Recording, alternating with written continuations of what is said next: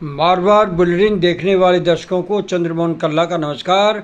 राम राम न खमा गणिसा। पेश खिदमत है कार्यक्रम राजनीतिक हलचल। मरु प्रदेश की जय जय जय हो मारी राजस्थानी माइड बासारी जाकि संविधान री मान्यता मांग रही है।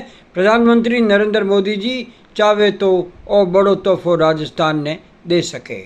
बाड़मेर के सांसद उमेदवार राम ने केंद्र सरकार को कटघरे में खड़ा करके एक ऐसा मुद्दा कांग्रेस को राष्ट्रीय स्तर पर हाथ में दे दिया है जिससे देश की राजनीति नई करवट ले ले तो कोई अतिशयोक्ति नहीं होगी। इससे देश का ओबीसी वर्ग सड़कों पर उतरकर मोदी सरकार की नींव हिला सकता है। मुद्दा जनगणना से जुड़ा है जिसमें ओबीसी वर्ग के लिए कोई कॉलम ही नहीं रखा गया है। आइए देखते क्या है मामला। ओबीसी का अलग कॉलम क्यों नहीं? बाड़मेर सांसद उमेदवार राम बेनीवाल ने जनगणना फॉर्म को लेकर उठाए सवाल, घेरा प्रधानमंत्री और गृह मंत्री को। बाड़मेर सांसद उमेदवार राम बेनीवाल ने जनगणना 2026 के प्रपत्र में ओबीसी के लिए अलग कॉलम न होने पर केंद्र सरकार को घेर लिया है।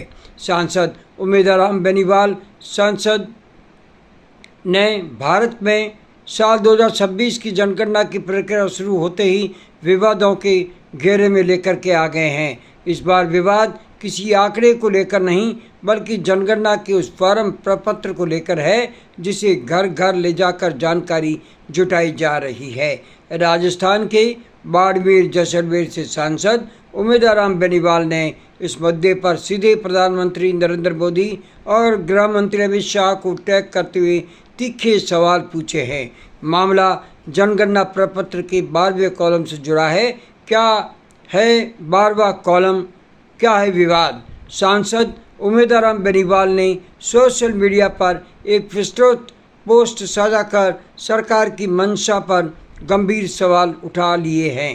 उन्होंने बताया कि जनगणना प्रपत्र के 12वें कॉलम में अनुसूचित जाति एससी और अनुसूचित जनजाति एसटी के लिए तो स्पष्ट विकल्प दिया गया है, लेकिन अन्य पिछड़ा वर्ग ओबीसी के लिए कोई अलग कॉलम नहीं रखा गया है। भेदभाव का आरोप। बेनीवाल का कहना है कि जब सरकार एससी और एसटी की गणना कर रही है तो देश की सबसे बड़ी आबादी वाले ओबीसी वर्ग को अन्य की श्रेणी में क्यों धकेला जा रहा है। मंशा पर संदेह। संसद में जातिगत जनगणना पर हामी भरने के बाद भी प्रपत्र में बदलाव न करना सरकार की कथनी और करनी के अंतर को उजागर करता है।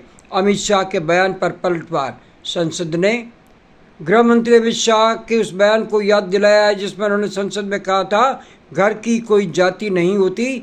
बेनीवाल को तर्क दिया यदि घर की कोई जाति नहीं होती तो जनगणना प्रपत्र में परिवार से जुड़ी हर बारीकी जानकारी क्यों ली जा रही है, और यदि एससी एसटी का वर्गीकरण किया जा रहा है तो ओबीसी के उस प्रक्रिया से बाहर रखना समझ से परे है। राजस्थान की राजनीति पर क्या होगा असर?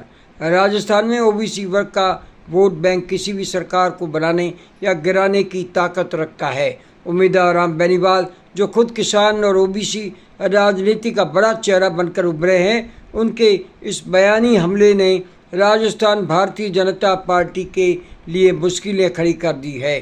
जातिगत जनगणना की बढ़ती मांग।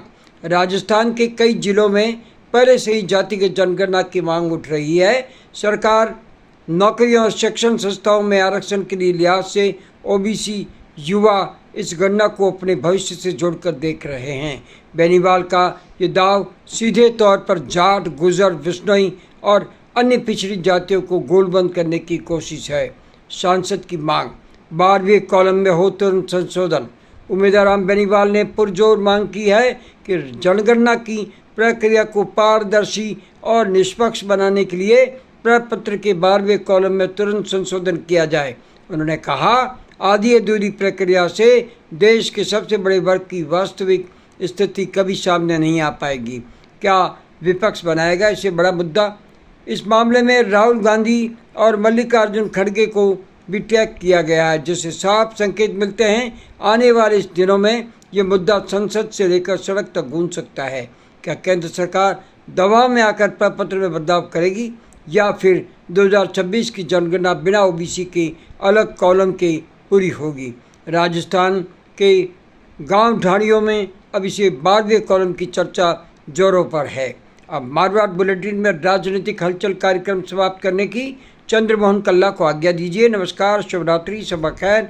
जय जय मरुधर प्रदेश, जय जय हमारी मायड़ भाषा, जय जय भारती और जय हिंद।